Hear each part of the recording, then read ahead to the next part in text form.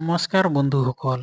ভাৰতে ছেমি ফাইনেলত ইংলেণ্ডক হৰুৱাই টি-20 world cup ফাইনেলত প্ৰৱেশ, য'ত মুম্বাই ৱানখেড়ে ষ্টেডিয়ামত ইংলেণ্ড আৰু ভাৰতৰ মাজত খেলিবলগীয়া দ্বিতীয় ছেমি ফাইনেল মেচখনত ইংলেণ্ডে টছত জিকি ভাৰতক প্ৰথম বেটিং কৰিবলৈ আমন্ত্ৰণ কৰে।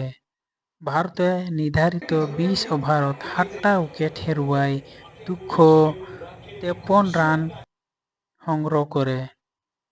ভাৰতৰ হৈ সঞ্জু ছেমছনে সৰ্বাধিক 89 ৰান কৰে, য'ত আছিল 8টা 4 আৰু 7টা 6 আছিল। ঈশান কিষাণে 39 ৰান, শুভম দেৱে 53 ৰান, হাৰ্দিক পাণ্ডিয়াই 27 ৰান আৰু তিলক বৰ্মনে 21 ৰান কৰে, য'ত ভাৰতে জয়ৰ বাবে ইংলেণ্ডক 254 ৰান বান্ধি দিয়ে।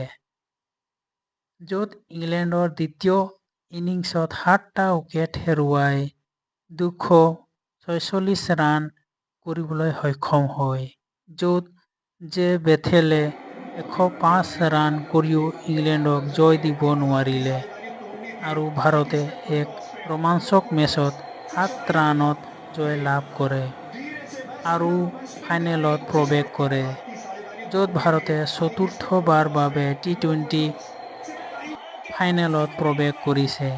8 মাৰ্চ তাৰিখে নিউজিলেণ্ড আৰু ভাৰতৰ মাজত নৰেন্দ্ৰ মোদী ষ্টেডিয়াম, আহমেদাবাদত খেলা যাব, য'ত আৰ্শদীপ সিঙে 1টা উইকেট, হাৰ্দিক পাণ্ডিয়াই 2টা উইকেট, যশপ্ৰীত বুমৰাহই 1টা উইকেট, বৰুণ চক্ৰৱৰ্তী 1টা উইকেট আৰু অক্ষৰ পেটেলে 1টা উইকেট লয় আৰু ভাৰতক জয়ৰ বাবে আগলৈ ঠেলি দিয়ে।